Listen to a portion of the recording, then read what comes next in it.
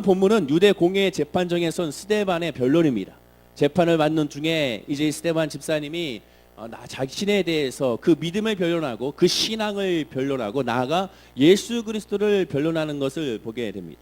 스데반 집사님의 제목이 뭐냐? 모세가 세운 율법과 하나님의 성전을 모독했다라는 것이죠. 그 모독했다라는 그 이유를 듣고 붙잡혀서 이제 재판을 받고 있는 것입니다. 그러면서 그렇지 않다라는 것을 가장 강력하게 변호하는 말씀이 오늘 본문 말씀이 되지요. 즉 오늘 본문 말씀은 결국 무슨 뜻이냐? 하나님의 성전이 무엇이냐? 하나님의 율법이 무엇이냐? 그리고 그것이 우리에게 어떻게 역사가 되느냐를 알려주는 말씀, 깨닫게 해주는 말씀이 오늘 본문 말씀이 되게 되는 것입니다.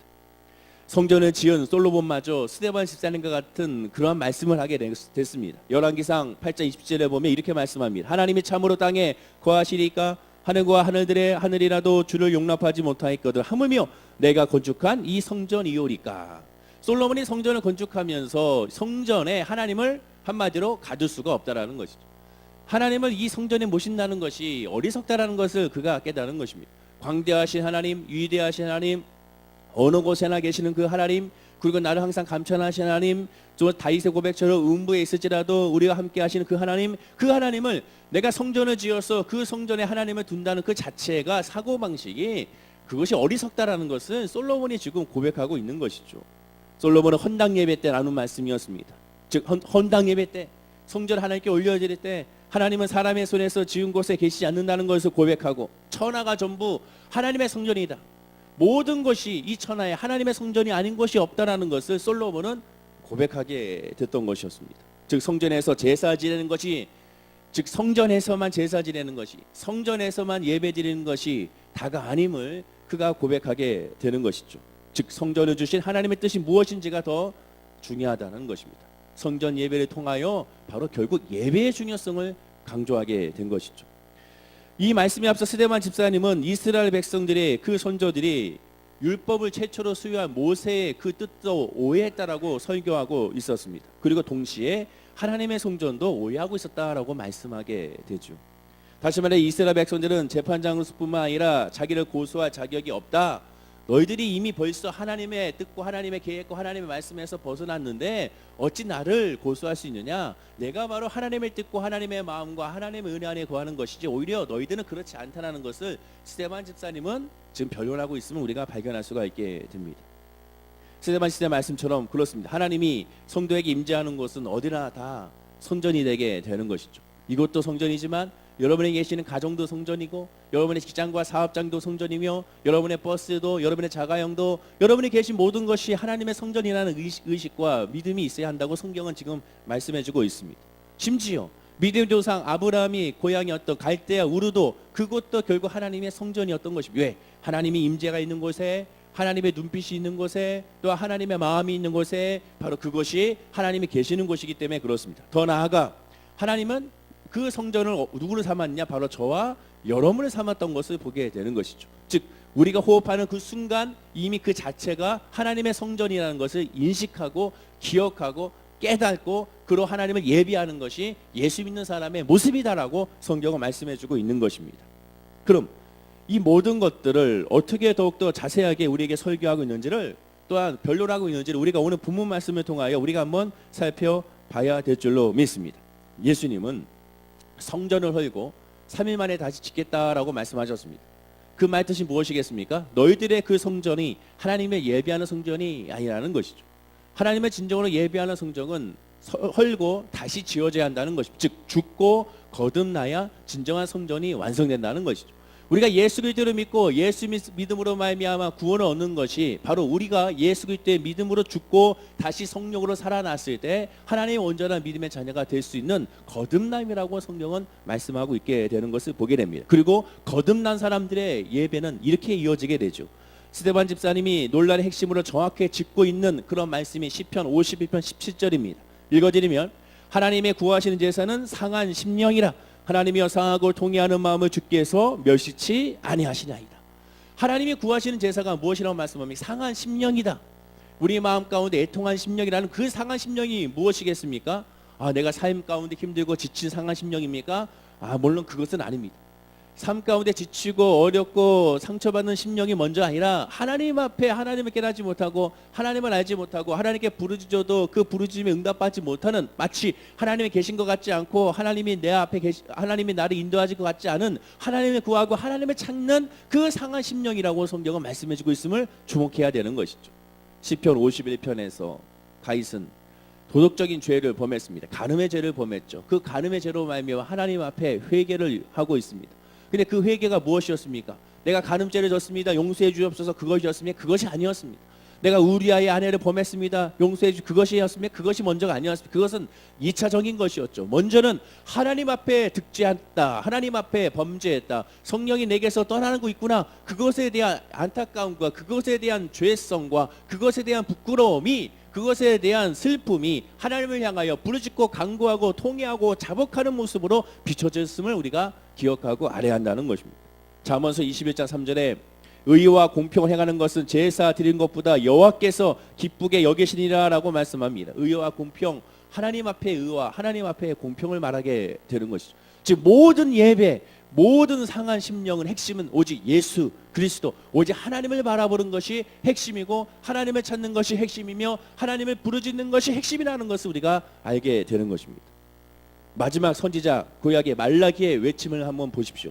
말라기 1장 6절과 10절에 보면 내 이름을 멸시하는 제사장들아, 나 만군의 여호와가 너희에게 이르기를 아들은 그 아비를 종은 그 주인을 공경하나니 내가 아비일진데 나를 공경함이 어디 있느냐, 내가 주인일지에 나를 두려움이 어디 있느냐 하나 너희는 이르기를 우리가 어떻게 주의 이름을 멸시하였나이까 하는도다.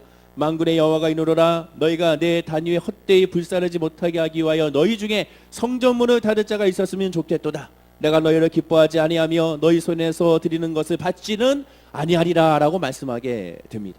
하나님께서 분명히 말씀하시기를 너희들은 예배를 드리고 있으나, 너희들은 제사를 드리고 있으나, 너희들은 내 앞에 나와서 기도를 하고 있으나, 나를 부르짖고 있으나 너희들이 부르짖는 존재가 내가 아니다라고 말씀하고 있습니다. 너희가 나를 부르짖는 것이 아니구나. 그래서 내가 너희에게 이 성전을 아예 닫아버리기 원한다라고 말씀하게 되는 것입니다. 스데반 집사님은 지금의 사두개인과 바리새인과 유대 공의 지도자들이 바로 이 말라기 선지자가 외치는 그 당시의 예배와 그 당시의 영적 상태가 똑같다고 지금 열심히 변론하고 있게 되는 것입니다. 그래서 예수님의 성전을 열고 4일 만에 다치겠다는 말씀도 바로 선지자의 경고와 같이 우리에게 주어지지 않았느냐. 그러니 너희들도 이제 예수 그리스도를 믿어라 라고 지금 설포하고 있게 되는 것이죠.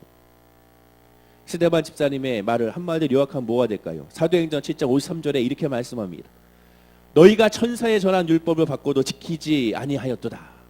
이미 우리에게 하나님의 말씀이 주어졌고 우리에게 하나님의 은혜가 주어졌고 하나님의 소망이 주어졌는데 지키지 아니했다라고 말씀하고 있게 되는 것입니다. 이 말씀을 들은 이 스데반 집사님의 말을 들은 공회원들의 그 재판장과 그 주위에 있는 모두 회원들은 화가 분명히 났을 것입니다. 왜냐? 그들은 누가 보더라도 열심히 예배하는 사람이고, 누가 보더라도 열심히 기도하는 사람이며, 누가 보더라도 열심히 찬양하는 사람이고, 누가 보더라도 열심히 주님을 섬기는 사람이기 때문에 그렇습니다. 그러나 하나님의 입장에서는, 예수 그리스도 입장에서는 스데반 집사님의 눈으로 봤을 때는, 즉 거듭난 성령의 눈으로 봤을 때는 결코 온전한 예배자가 아니었다라는 것이죠. 교회의 본질을 회복하자라는 운동이 많이 일어나고 있습니다. 그런데 그 교회의 본질의 회복, 그것이 바로 뭐가 되느냐? 예배가 회복이 돼야 되는 것이죠. 그럼 예배가 회복이 되는 것은 바로 무엇이냐? 예배가 회복되어야 되는 것은 주님을 찾는 것이 회복이 되는 것입니다. 하나님을 찾는 것이 회복이 되는 것입니다. 주님을 부르짖는 것이 회복이 되어야 되는 것입니다.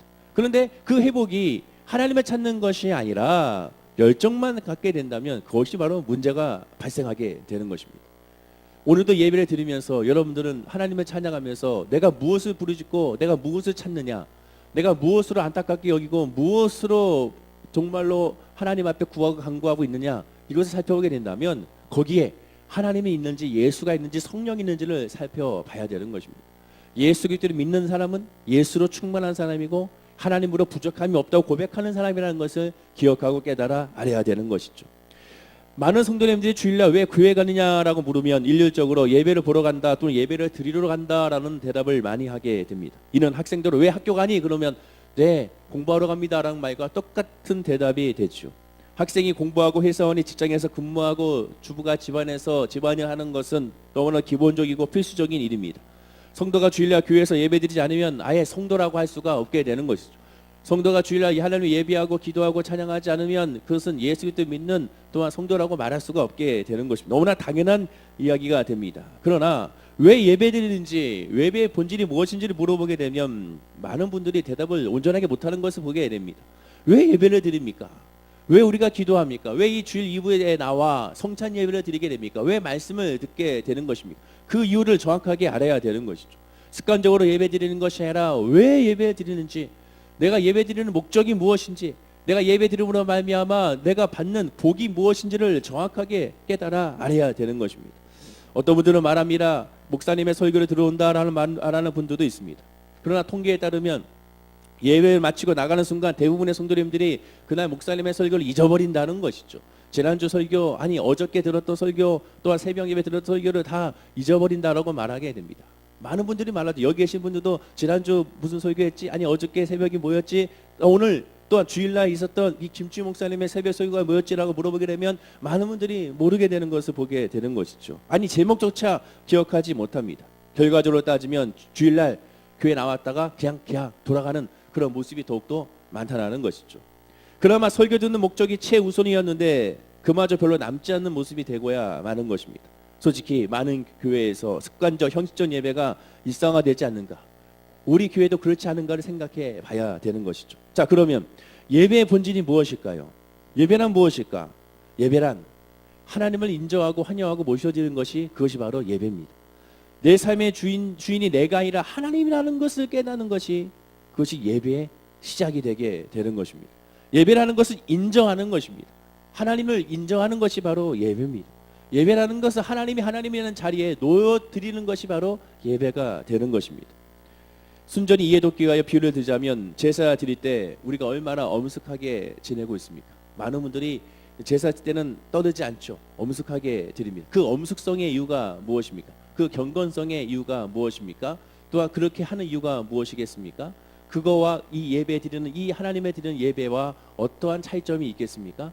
그 큰 차이점이 바로 무엇입니까? 살아계신 하나님께 드리느냐, 아니면 살아계시지 않는 죽은 신에게 드리느냐, 이런 차이가 있게 될 것입니다.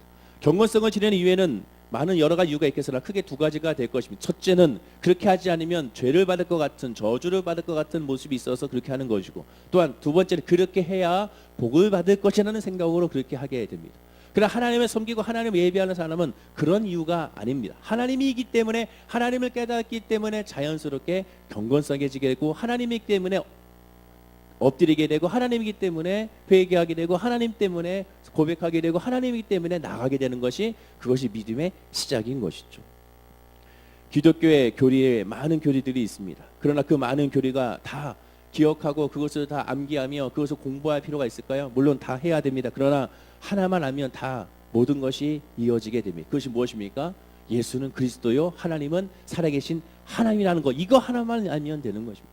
여호와는 나의 목자시니 내게 부족함이 없습니다. 이거 한 가지의 구절만 제대로 내 믿음에 아멘하고 있으면 사실 이단에 빠질 필요도 없고, 그러면 시험 들고 또한 마음 가운데 무너지고 상처받을 이유도 없는 것을 보게 되는 것입니다. 예배 중에 하나님이 나의 하나님이라는 것을 깨닫고 하나님이 하나님 자리에 올려지는 것, 이것만 해도 이미 모든 것의 성공인 것을, 이미 신앙의 승리인 것을 우리가 알게 되는 것입니다. 따라서 예배란 하나님을 하나님으로 모셔드리는 것이라고 가부터 말씀드린 것처럼, 하나님을 만나지 않으면 그러므로 예배가 될 수가 없는 것입니다. 하나님을 만나면 그럼 어떻게 됩니까? 자연스럽게 경건해지게 되고, 하나님을 만나면 자연스럽게 죄를 고백하게 되고, 하나님을 만나면 자연스럽게 하나님께 맡기게 되고, 하나님을 만나면 자연스럽게 그 만남으로 말미암아 기쁨과 감사와 찬양이 넘쳐나게 되는 것입니다. 그럼 만나지 않게 되면 그런 것이 아예 없게 되는 것이죠. 그러면 그 만남이 없으면, 하나님의 만남이 없는 다른 만남이 이어지게 되면 그 만남을 위하여 다른 여러 가지 자극적인 것을 더 바라보는 것이 인간의 모습인 것을 보게 되는 것입니다. 성도의 삶 자체가 하나님이 거룩하시는 기뻐하시는 산 제사라고 말씀하게 됩니다. 성도는 늘 범사에 감사하고 쉬지 말고 기도하며 항상 기뻐해야 되는 그런 모습이 있어야 되는 것입니다. 그러나 그렇게 하기 위해서는 하나님을 만나지 않으면 이것이 이루어질 수가 없게 되는 것이죠. 하나님을 만나지 않으면 온전한 변화가 나타나지가 않는 것입니다. 따라서 하나님을 만나기 위한 것이 바로 이 예배가 되는 것입니다. 목사님을 만나는 것이 아니요, 성도를 만나는 것이 아니요, 내가 봉사하기 위하여 예배 드리는 것이 아니라 하나님을 만나는 것이 목적이 되어야 되는 것이고, 하나님을 만났을 때 진정한 자유와 변화가 나타나게 되는 것입니다. 교회 활동도 마찬가지입니다. 성경 공부, 기도, 모임, 성도의 교제, 이 모두가 다 목적은 뭐야 되느냐? 주님을 만나는 것이 목적이 되어야 됩니다. 예수를 만나는 것이 목적이 되어야 됩니다. 예수를 만나는 목적이 되면 자기를 드러내지 않게 됩니다. 자기의 소리를 드러내지 않게 됩니다. 왜? 주님을 만난 사람은 자기가 드러날 수가 없습니다. 그리스도를 만남으로 말미암아 낮아지게 되고, 그리스도를 만남으로 말미암아 눈물 흘리게 되며, 그리스도를 만남으로 말미암아 엎드러지기 때문에 그렇습니다. 실제 초대교회 성도들 간의 교제는 어떤 교제였습니까? 모든 것이 예배의 공식적인 절차 안에 들어가 있었습니다. 성도의 교제, 애찬, 점심에 식사하는 모습도 이것이 다 공식적인 예배의 절차 안에 들어갔습니다. 이 모든 것은 다 예배로 간주했습니다. 성도의 대화도 예배로 간주했습니다. 심지어 교회를 청소하는 것도 예배로 간주했습니다. 모든 것이 다 예배로 간주했습니다. 자, 종을 치면서 예배 시작, 종 때리고 그 다음에 이제 주기도송하고 예배 끝, 이것이 아니라 모든 것이 예배였다는 것을 우리가 인지해야 되는 것이죠. 오늘날 우리의 예배를 어떤 예배인지 한번 살펴봐야 됩니다. 우리 교회는 그렇지 않지만 예전에 있던 교회에서는 이 주기도송 하는 시간에 이미 나가버리는 분들이 있죠. 왜 그러느냐? 빨리 나가야 빨리 자가용을 뺄 수가 있고, 빨리 나가야 빨리 버스를 탈 수가 있고, 빨리 나가야 사람들이 치이지 않기 때문에 그렇습니다. 조금 빨리 나간다고 얼마나 더 멀리 갈 수가 있겠냐면은, 하나님을 예배를 소중히 여기고 정말 하나님 만난 사람은 그렇게 할 수가 없다라는 것이죠. 언젠가 했던 2002년 전에 걸 기억되는데, 주기도송을 그 예배 시간에 하다가 마음 가운데 이 주기도송 안에, 주기도문 안에 이런 은혜가 있었는지 나도 모르게 깨닫는 적이 있습니다. 그래서 그 이야기를 한 목사님한테 했더니 저한테 그런 말씀하시더라고요.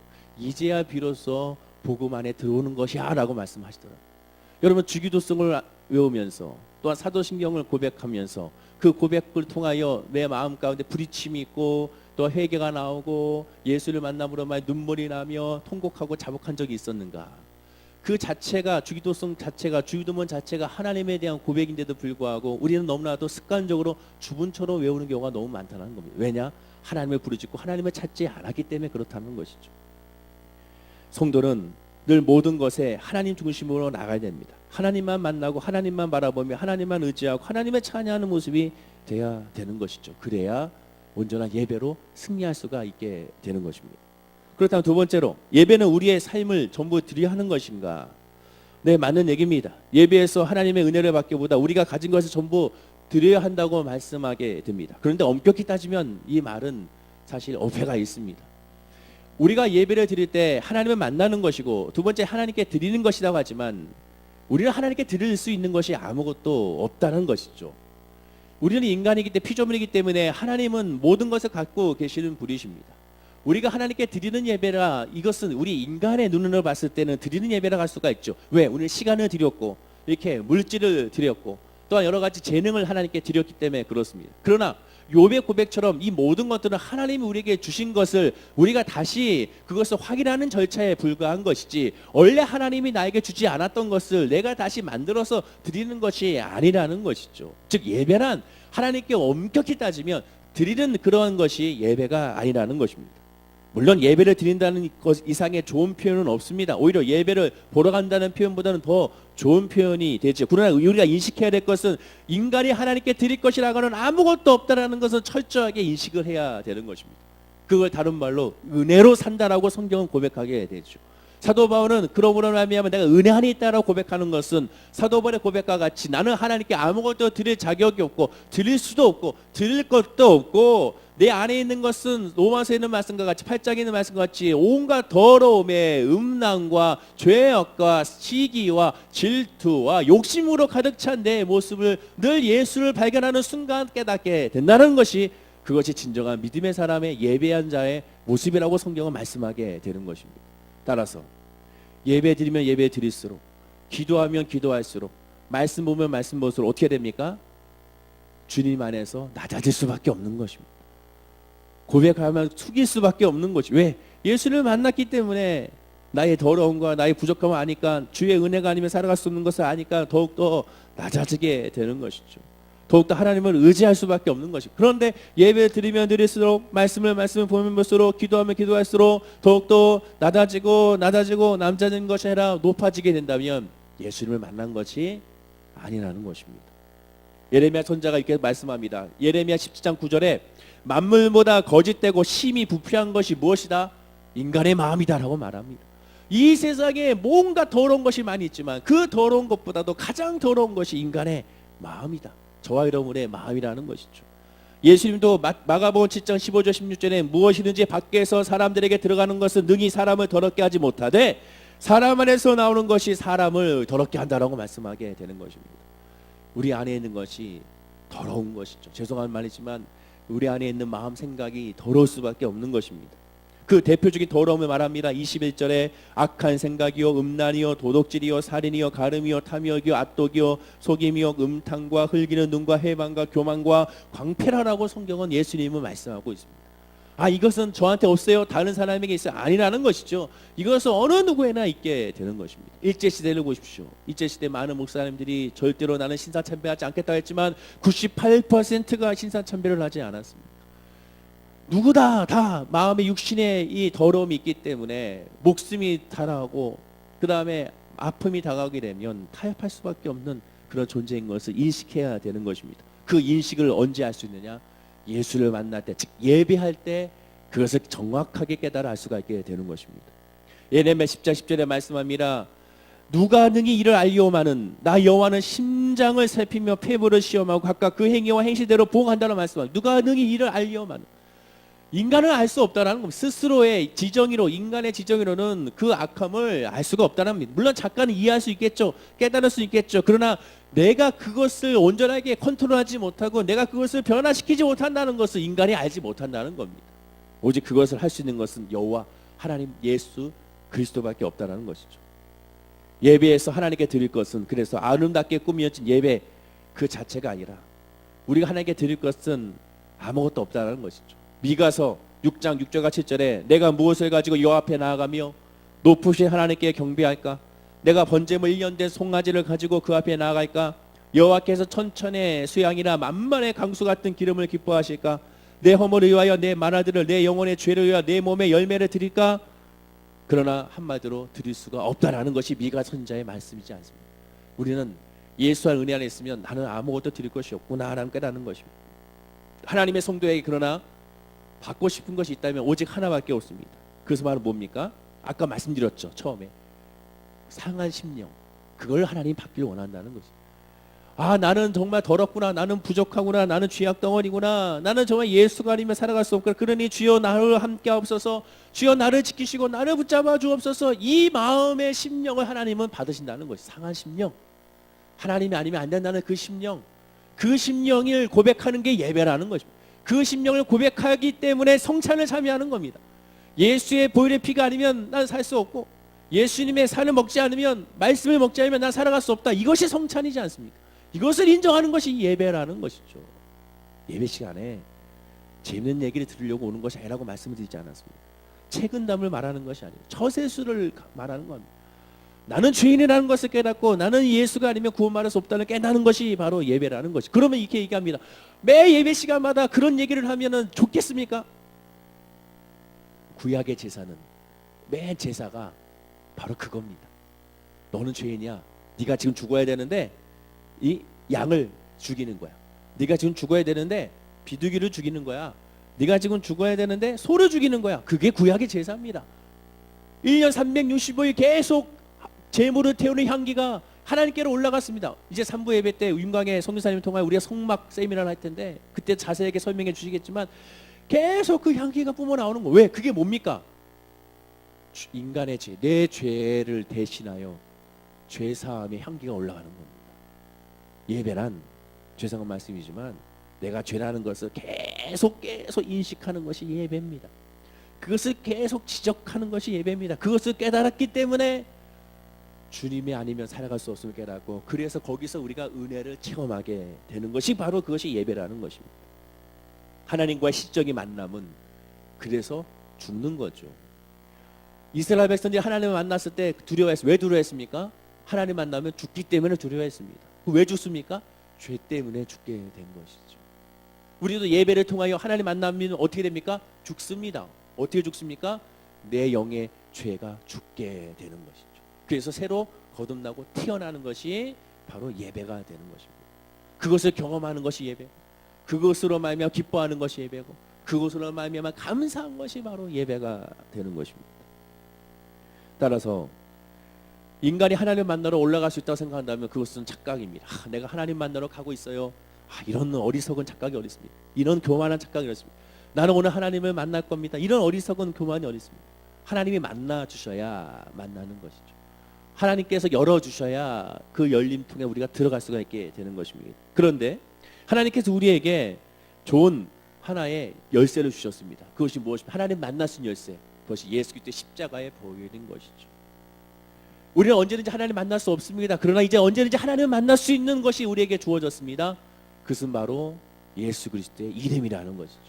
예수 그리스도의 이름으로 만날 수 있고, 언제든지 예수 그리스도 이름으로 담대하게 죄악 덩어리고 부족하고 죽을 수밖에 없는 모습이지만 그 예수의 보혈로 힘입어 입어 주님 앞에 나와 부르짖고 주님 앞에 나와 간구하고 주님 앞에 나와 내 마음을 쏟아낼 수 있게 된 것입니다. 그 이름이 아니면, 그 보혈의 피가 아니면 우리가 그럴 수가 없었던 것이죠. 그래서 예수 이름을 고백하고 예수 이름을 찬양하게 되는 것입니다. 스데반 집사님이 44절 이렇게 말씀하죠. 오늘 보면 44절에 보면 광야에서 우리 조상들에게 증거의 장막이 있었으니 이것은 모세에게 말씀하신 이가 명하사 저가 본 그 식대로 만들게 하신 것이라 라고 말씀하게 됩니다. 말하자면 오늘날 교회 건물을 짓는 방식과 주일 예배 순서 하나님이 다 정해주셨고, 그 정해진 이유는 바로 무엇이냐? 오직 하나, 예수를 만나고 하나님을 만나기 위한 목적이 그 안에 담겨져 있다는 것입니다. 따라서 우리는 항상 예배를 통하여 뭘 생각해야 되느냐? 하나님을 만나야겠다는 그런 믿음. 하나님을 만난 증거는 내 죄를 깨닫고 내 부족함을 깨닫고 내 연약함을 깨달아서 주님이 아니면 살아갈 수 없음을 깨닫는 그 믿음을 갖는 것이, 그것이 바로 예배고, 그것이 거룩한 산제사가 되는 것입니다. 사도행전 7장 48절 50절에 보면 나는 너희 중에 행하신 하나님이라 하나 말씀합니다. 나는 너희 중에 행하시는 하나님입니다. 하나님이 우리 중에 행하신다고 말씀하죠. 그 우리 중에 행하기 위해서 어떻게 해야 됩니까? 우리가 죄를 인정하고 하나님을 깨달았을 때 하나님의 역사가 우리에게 이루어질 수가 있게 되는 것입니다. 이사야 44장 21절에 말씀합니다. 이 백성은 내가 나를 위하여 지었나니 나의 찬송을 부르게 하려 함이리라. 우리는 하나님을 위하여 지음받은 존재라는 것을 인식하고 늘 하나님 중심으로 나가는 신앙이 저와 여러분의 믿음의 신앙이 되어야 될 줄로 믿습니다. 예배란 따라서 오직 하나님만 중심이고 예수만 중심이고 성령의 중심이 돼야지, 예배의 목사가 중심이거나 전도사가 중심이거나 장로가 중심이거나 권사가 중심이고 인간이 중심이 돼서는 안 되는 것입니다. 오직 예수 그리스도가 중심이 돼야 되는 것이죠. 요약하면 인간은 아무리 해도 하나님의 거룩한 임재 앞에 올바로 설 수가 없습니다. 예수 그리스도 아니면 올바로 설 수가 없습니다. 따라서 예배를 통하여 하나님을 만나야 되는 것입니다. 그렇지 않으면 우리는 온전하게 승리할 수가 없게 되는 것이죠. 고린도전서 3장 16절에 분명히 우리에게 말씀합니다. 너희는 너희가 하나님의 성전인 것과 또 하나님의 성령이 너희 안에 계시는 것을 알지 못하느냐는 말씀합니다. 이 말씀 뜻이 무엇입니까? 네가 예수를 만났다면, 정말 하나님을 만났다면 하나님의 성전이 나라는 것을 깨달을 수밖에 없다라는 겁니다. 하나님의 임재가 나 안에 있다는 것을 깨달을 수밖에 없다라는 것이죠. 그러면 하나님이 내 안에 계시고 하나님 나와 동행하시게 되면 어떻게 됩니까? 우리가 이 세상에 나아가서 빛과 소금의 역할을 감당하는 데 있어서의 하나님 원치 않는 행동을 할 수가 없다라는 것이죠. 주일날 하나님을 온전하게 예배 드려야 되는데 이 주일날 예배 안 드리고 다른 데 갈 수 있습니까? 갈 수가 없다라는 것입니다. 왜? 내 안에 성령이 계시기 때문에. 술자리에 참석하여 니나노 하면서 그들과 함께 술을 하면서 똑같이 그들과 한 대화와 그들이 말하는 욕설과 그들과 같은 그런 주제로서 대화할 수 있습니까? 내 안에 성령이 계신데 성령의 말로 탄식으로 슬퍼하시는데 그렇게 할 수가 없다라는 것이죠. 사도 바울의 고백처럼 로마서 말씀 그럴 수 없느니라라고 말씀하지 않습니다. 진짜 예수 안에 있느냐 성령 안에 있느냐 믿음 안에 있느냐 그럴 수가 없다라는 것입니다. 따라서 우리는 예배를 통하여 늘 하나님을 만나고 하나님을 만남으로 말미암아 변화된 우리의 모습을 사모하고 기도하며 간구해야 됩니다. 선도 쪽에서는 아무것도 우리가 하나님께 드릴 것이 없어요. 우리는 그저 주의 은혜를 받아야 되는 것이죠. 그리고 그것으로 말미암아 만족을 누리는 것이, 그것이 믿음의 사람의 모습이 되어야 됩니다. 요한계시록 22장 13절에 말씀합니다. 나는 알파요 오메가요 처음과 마지막이요 시작과 마침이라. 예수님만이 모든 것의 시작이고 끝이라는 것이죠. 예배의 시작도 예수, 예배의 끝도 예수, 기도의 시작도 예수, 기도의 끝도 예수. 여러분의 사업도 예수로 시작하여 예수로 끝내야 되고, 여러분의 직장생활도 예수로 시작하여 예수로 끝내야 되는 것입니다. 모든 것의 처음과 끝은 예수 그리스도이기 때문에 그렇습니다. 주일 예배를 통하여 우리는 하나님을 만나고, 하나님 만남으로 일주일 내내 주님과 동의하는 삶을 기억하고 그 삶에서 기뻐하는 저와 여러분들이 다 되어야 될 줄로 믿습니다. 예배는 오직 하나님 중심이 되어야 되고, 하나님 말씀 중심이 되어야 되고, 하나님의 은혜 중심이 되어야 되는 것입니다. 그렇지 않으면 온전한 변화가 나타날 수가 없는 것이죠. 마지막으로 하나만 더 말씀드리면, 그러면 예배를 통해 하나님 만나기 위한 방법이 무엇이겠습니까? 그 방법은 오직 하나밖에 없습니다. 말씀이죠. 말씀이 아니면 온전한 변화가 일어날 수가 없습니다. 말씀이 아니면 주님을 만날 수가 없습니다. 성경 66권의 이 말씀을 통하여 우리에게 이미 다 계시해 주셨고, 성경 말씀 이 66권을 통하여 우리에게 이미 응답을 주셨고, 성경 66권을 통하여 우리에게 이미 다 보여주셨기 때문에 그렇습니다. 그 말씀을 사모해야죠. 말씀을 읽어야죠. 말씀을 묵상해야죠. 말씀을 통하여 기도를 해야 되는 것입니다. 그러면 예수 그리스도를 만날 수가 있게 되는 것입니다. 한국교회 부흥이 언제 멈췄느냐, 언제 이렇게 퇴퇴했느냐, 많은 학자들이 많은 연구를 합니다. 여러 가지 많은 원인들이 있을 것입니다. 주의 종들의 또한 여러 가지의 많은 타락한 모습, 또한 성도님들의 또한 모습들, 또한 사회 환경적인 모습, 주 5일 근무를 비롯한 또한 경제 발전, 뭐 다 많죠. 그러나 사실 가장 중요한 것은 무엇이겠습니까? 말씀이 없기 때문에 그렇습니다. 지금 그럼 말씀이 없으면 말씀 많죠. 텔레비전 틀으면 계속 말씀 나오죠. 설교가 계속 나오죠. 또한 어디 가든지 항상 말씀과 책들이 계속 나오죠. 요새는 뭐 기도원에 가도 항상 24시간 내내 계속 말씀이 나옵니다. 그러나 중요한 건 무엇입니까? 그 말씀에 복음이 있느냐 없느냐가 중요한 것이죠. 또한 그 말씀 중심으로 하느냐가 중요한 것입니다. 예수 그리스도의 말씀, 그리스도의 말씀, 그 말씀이 우리 사랑 월계 순복의 2부 예배 가운데 있을 때 그 말씀으로 성장하고 그 말씀으로 기뻐하고 말씀으로 말미암아 변화되는 저와 여러분에게를 간절히 축원을 드립니다. 오늘 이 시간부터 예배를 통하여 나는 하나님을 만나겠다. 예배를 통하여 예수 그리스도를 만나겠다. 그리스도 아니면 살아갈 수 없으면 고백하겠다. 그 믿음이 저와 여러분의 있기를 축원을 드립니다. 그렇게 되면 예배 안에 잡히게 되면, 하나님을 만나게 되면 여러분의 모든 문제들, 질병들, 아픔들, 고통들 다 예수 안에서 자유하게 되고, 그 모든 것들 내가 구하지 않아도 성령께서, 하나님께서 다 인도하시는 역사를 분명히 체험하게 될 줄로 믿습니다. 기도하겠습니다.